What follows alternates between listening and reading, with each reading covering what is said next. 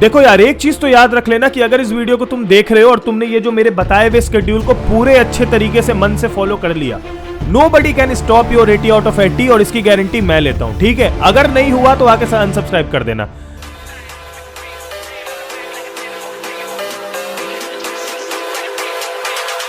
I'm not sure.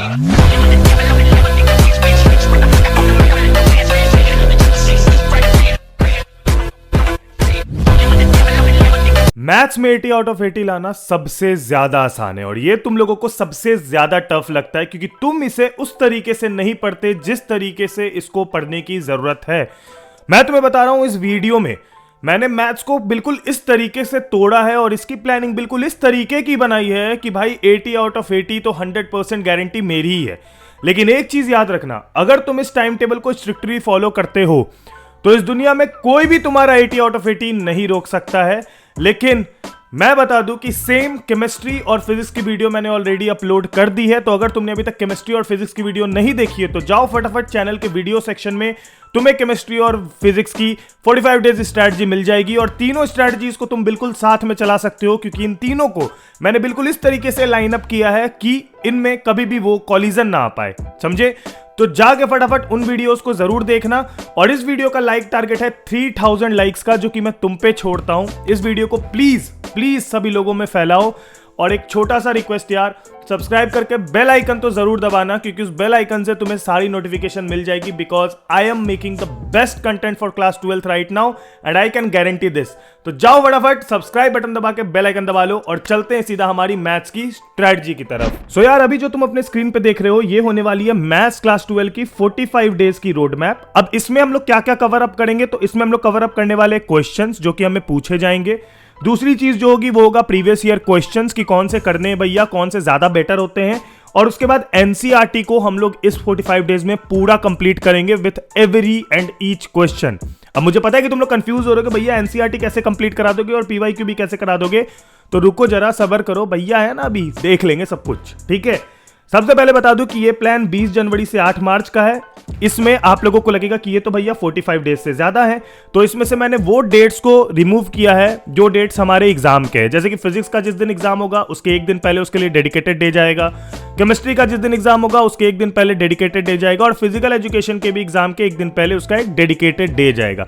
सिर्फ उन्हीं dedicated day को मैंने इसमें से हटाया है, तो ये मोटा मोटी हिसाब तुम अब समझ जाओ, तुम इतने समझदार तो हो ही, ठीक है। ये जो होगा ये एक बाउंस बैक वीडियो है और इसमें मैंने डेली प्लानर्स इंक्लूड कर दिए हैं तुम्हारे लिए, जिससे कि तुम डेली प्लानर तुम्हें पता हो कि क्या चीजें आएंगी।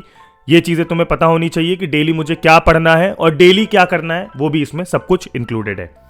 तो पहले ये चीज जान लेते हैं कि तुम इस वीडियो को देख कब रहे हो। अगर तुम इस वीडियो को 20 जनवरी से पहले देख रहे हो, तुम्हारे पास एक बहुत बड़ा एडवांटेज है। अब मैं ये नहीं कहूंगा जैसे केमिस्ट्री और फिजिक्स में मैंने बोला था कि तुम वन शॉट पहले देख लो उसके बाद वीडियोस में उतर जाओ तो तुम्हारे लिए इजी पड़ेगा। नो, अब क्योंकि तुम पहले देख रहे हो तो तुम पहले ही स्टार्ट कर दो। मैं यही कहूंगा, इस प्लान को अभी से ही स्टार्ट कर दो, ठीक है। 20 जनवरी का वेट मत करो।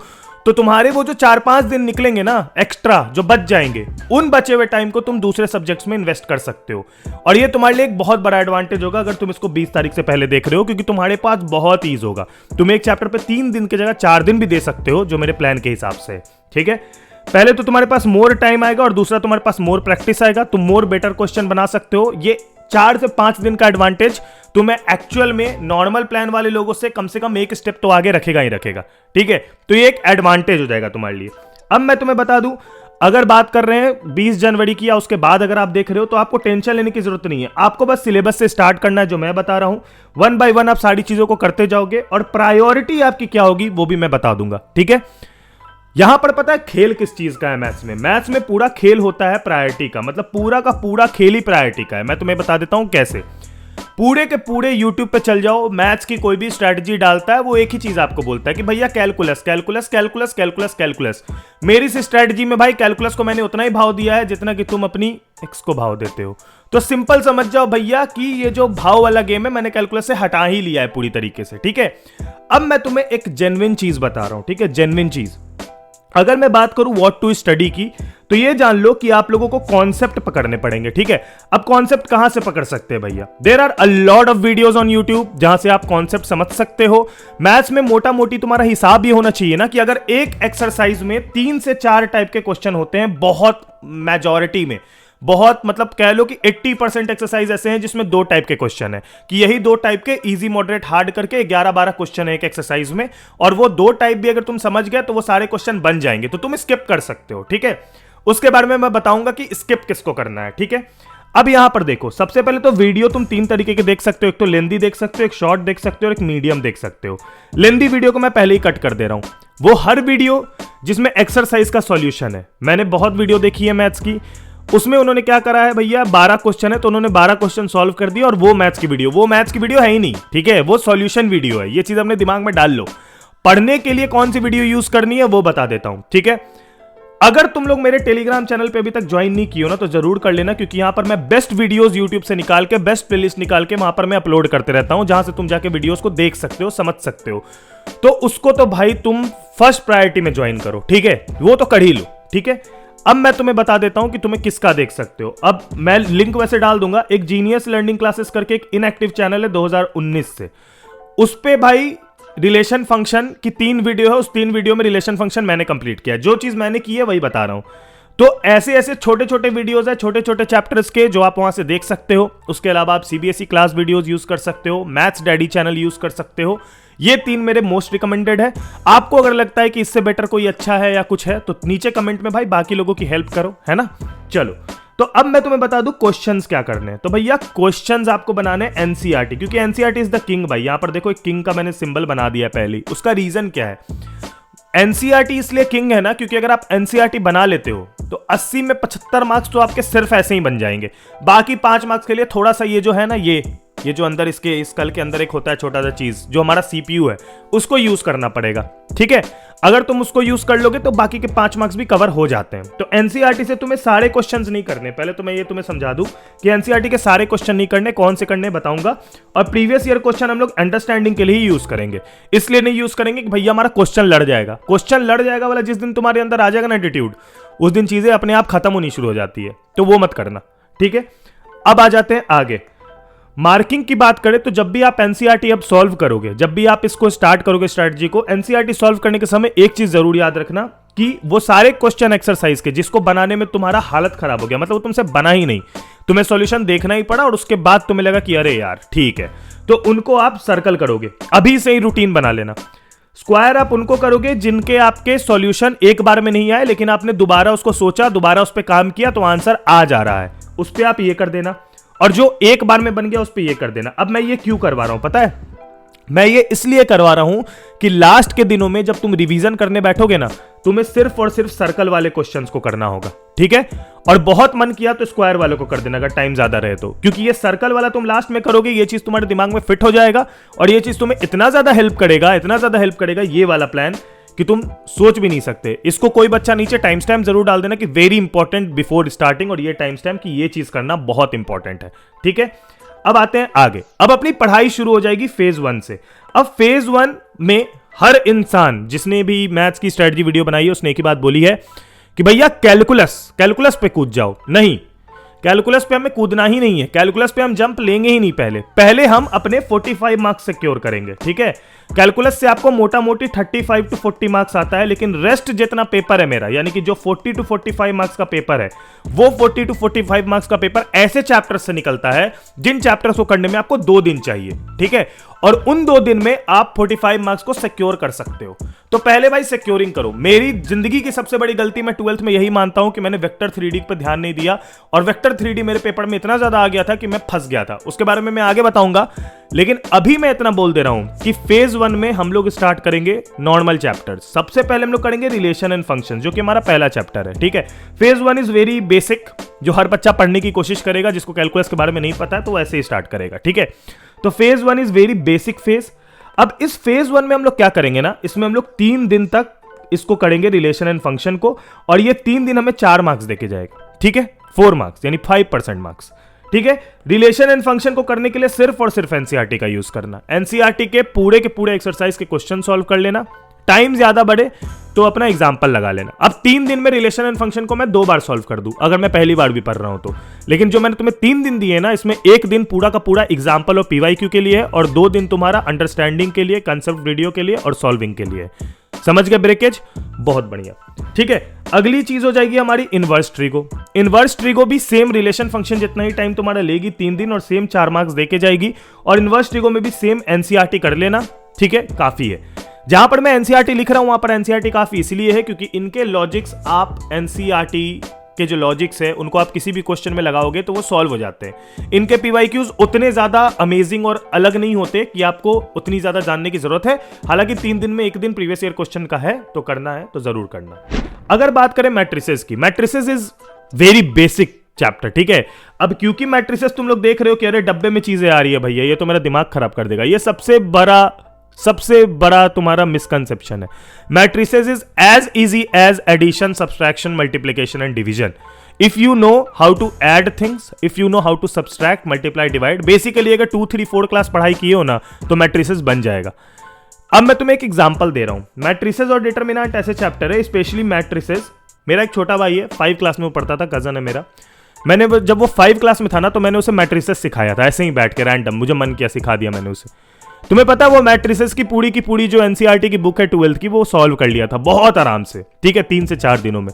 और उसको मैट्रिसेस 5 क्लास में ही आ गया था। तो तुम समझ जाओ कि इसमें तुम्हारी बुद्धि उतनी बड़ी नहीं होनी चाहिए, तुम्हें बस कॉन्सेप्ट आना चाहिए, ठीक है।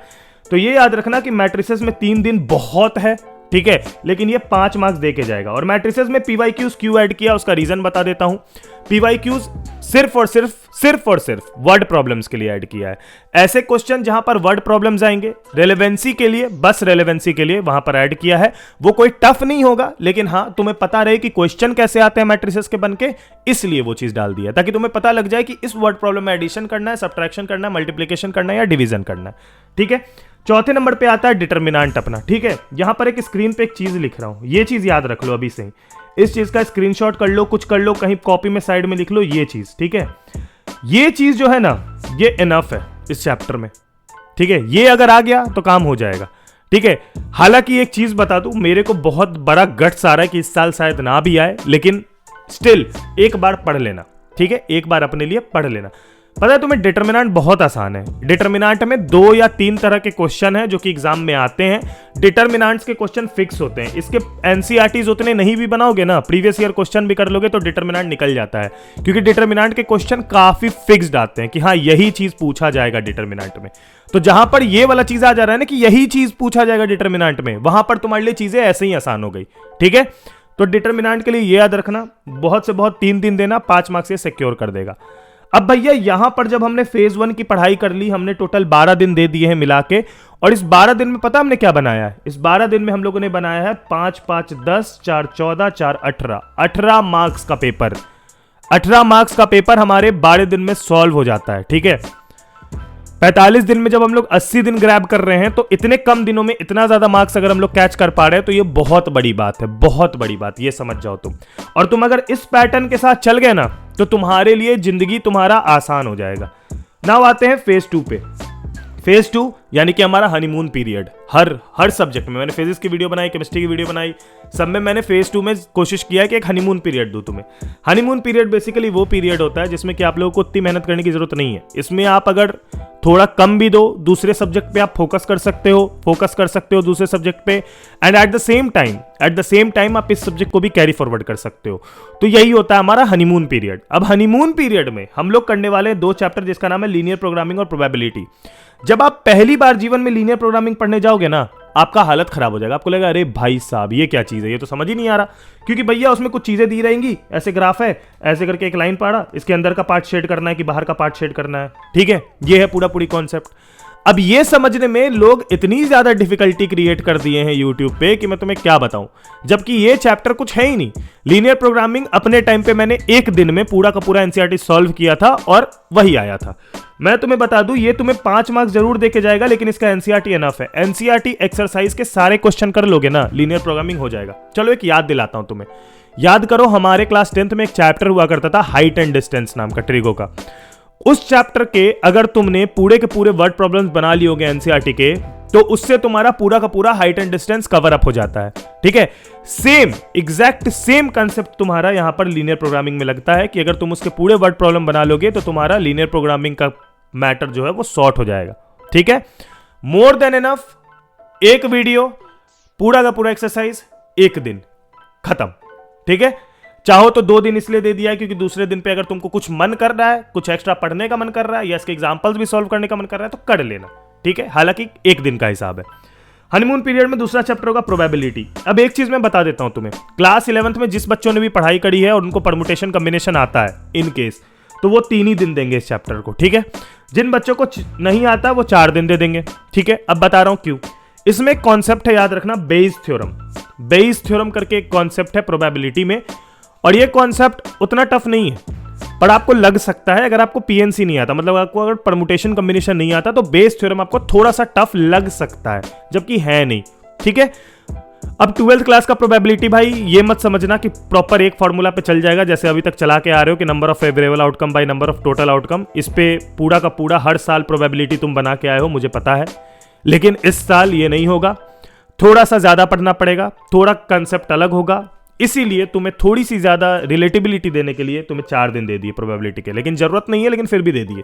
ठीक है, आराम से अच्छे से प्रोबेबिलिटी पढ़ना। उसका रीजन बता दे रहा हूं क्योंकि ये 8 मार्क्स का आएगा। इसके क्वेश्चन तुम्हें एमसीक्यू में भी दिख जाएंगे, इसके क्वेश्चन शॉर्ट लॉन्ग किसी में भी दिख सकते हैं, तो इनके क्वेश्चंस के लिए प्रिपेयर होना बहुत जरूरी है। इसलिए यहां पर पीवाईक्यूज दे दिए मैंने कि पीवाईक्यूज तो जरूर करना, किसी के करो ना करो प्रोबेबिलिटी के पीवाईक्यूज तो जरूर करना क्योंकि बहुत जरूरी है पीवाईक्यूज। ठीक है, ये याद रखना, अपने दोस्तों को भी बताना, उनसे वीडियो शेयर करना, उनको जरूर बताना कि प्रोबेबिलिटी में पीवाईक्यूज बहुत जरूरी होते हैं। ठीक है, अब यहां तक में हमने यार 8, 5, 13 मार्क्स और सिक्योर कर लिए हैं। ठीक है, 31 मार्क्स का अपना हिसाब बन गया है। पास वास तो हो गए भैया, है ना, पास वास तो हो गए। लेकिन भैया फेज 2 के बाद मैं तुम्हें लेके जाऊंगा उस चैप्टर पे जिस चैप्टर को कोई फोकस ही नहीं देता। भाई यूट्यूब पे इस चैप्टर की औकात इतनी बता रखी है जितनी औकात भैया किसी की नहीं होती, मतलब एकदम खत्म। ठीक है, लेकिन ऐसा है नहीं भाई, वेक्टर 3D उतना ही औकात रखता है जितना तुम्हारा कैलकुलस रखता है, और ये चीज कोई नहीं बताता तुम्हें। वेक्टर 3D जो एक चैप्टर है, ये चैप्टर अंडरडॉग्स है। ये चैप्टर एग्जाम में ऐसा पूछते हैं ना, ऐसा पूछते हैं, इतना ज्यादा पूछते हैं कि तुम अगर इसको अच्छे से कर लोगे ना तो ये जो यहां पर तुम भले ही देख रहे हो कि 8, 6, 14 मार्क्स है, लेकिन ये 14 मार्क्स 20 मार्क्स बनते देर नहीं लगती वेक्टर 3D की। मेरे टाइम पे भाई वेक्टर 3D में पढ़ के ही नहीं गया था, मैं सोचा कि बहुत कॉन्फिडेंट, अरे कैलकुलस कर लिया है पूरा भाई, अब तो एकदम पेपर की कर देंगे, एकदम वॉट लगा देंगे। पहुंचा पेपर में पहला ही क्वेश्चन वेक्टर, दूसरा क्वेश्चन 3D, फिर देख रहा हूं वेक्टर 3D हर जगह बढ़ा हुआ है। अब वो तो भगवान की कृपा से 11 क्लास में स्टार्टिंग में थोड़ी पढ़ाई लिखाई कर ली थी तो फिजिक्स आता था तो वेक्टर आता था, और वेक्टर आता था तो वेक्टर के क्वेश्चन तो सॉल्व हो गया, 3D में मैं लटक गया, जबकि मैं ये दोनों पढ़ के ही नहीं गया था। 18-20 दिन की पढ़ाई में भाई क्या पढ़ता मैं 12th में, तो मैंने कैलकुलस किया था बाकी बच्चों की तरह, और मैं बस कैलकुलस के बेसिस पे अपने मैथ्स में स्कोर करके आया हूं, कैलकुलस और रिलेशन फंक्शन इन चैप्टर्स के बेसिस पे। फेज 3 मैंने पढ़ा ही नहीं था जो तुम्हें मैं पढ़वा रहा हूं। अब इसमें क्या है भाई, इसमें वेक्टर्स है तुम्हारा चैप्टर जो कि 3 दिन लेगा बहुत से बहुत। अगर तुमने 11th में फिजिक्स पढ़ी है, वेक्टर जानते हो, तो तुम्हारा 3 दिन तो नहीं लगना भाई, क्योंकि बहुत ईजी चैप्टर है। ठीक है, इसमें एनसीईआरटी भाई मोर देन एनफ है, more than enough, I am repeating it again. ये 6 मार्क्स और 8 मार्क्स पता है क्यों दिख रहे हैं, इसलिए नहीं क्योंकि ये टफ चैप्टर है, इसलिए क्योंकि ये चैप्टर से क्वेश्चन ज्यादा हर बार पूछते हैं, सिर्फ इसलिए इसका वेटेज ज्यादा है क्योंकि इससे क्वेश्चन ज्यादा आते हैं बस, और कुछ ऐसा मतलब समझ रहे हो ना, उस हाई लेवल की चीज नहीं है ये।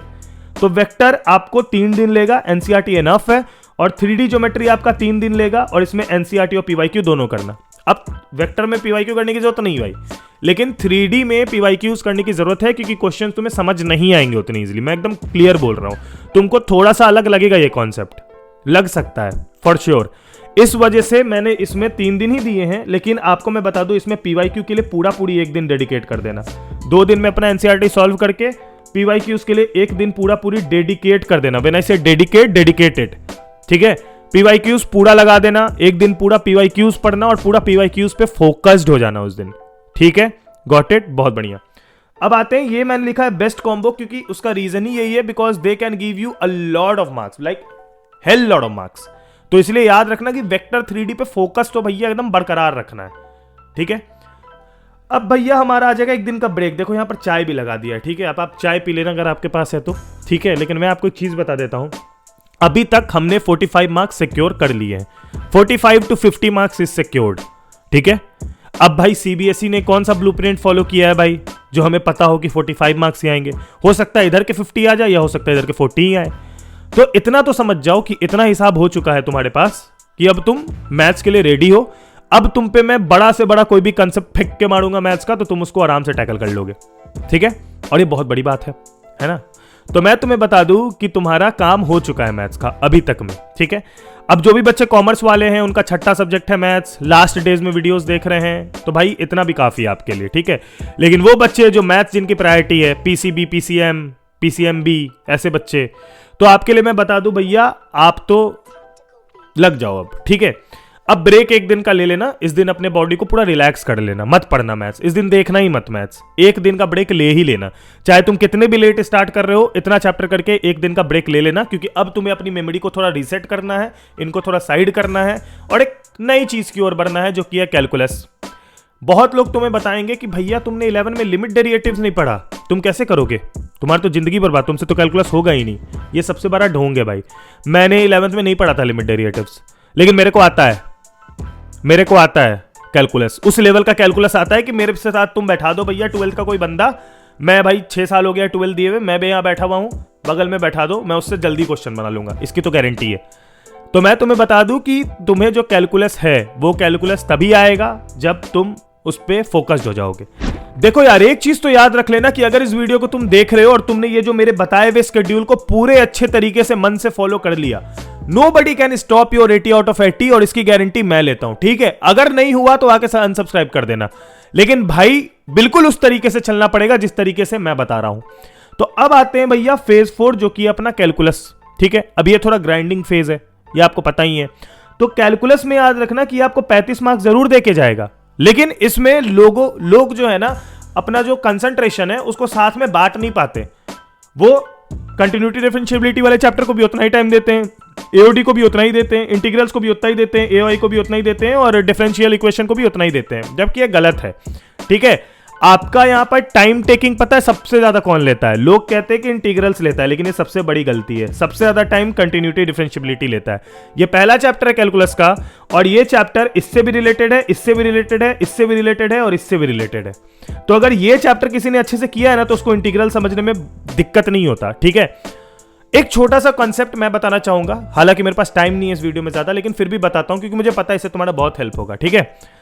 अगर किसी चीज को x को हम लोग कन्वर्ट कर रहे हैं y में, ठीक है, तो ये हो गया उसका डिफरेंशिएशन, ठीक है। लेकिन वही चीज जब y से x में कन्वर्ट हो रही है तो ये हो जाता है इंटीग्रेशन, समझे। यानी किसी चीज को अगर हम लोग डिफरेंशिएट करते हैं तो वो कोई चीज बनती है, उसी चीज को जब हम इंटीग्रेट करते हैं तो वो अपने ओरिजिनल फॉर्म में आती है, समझ गए। यानी कि अगर हमने x को डिफरेंशिएट किया और वो y बन रही है, तो जब हम y को इंटीग्रेट करेंगे तो वो x बनेगा।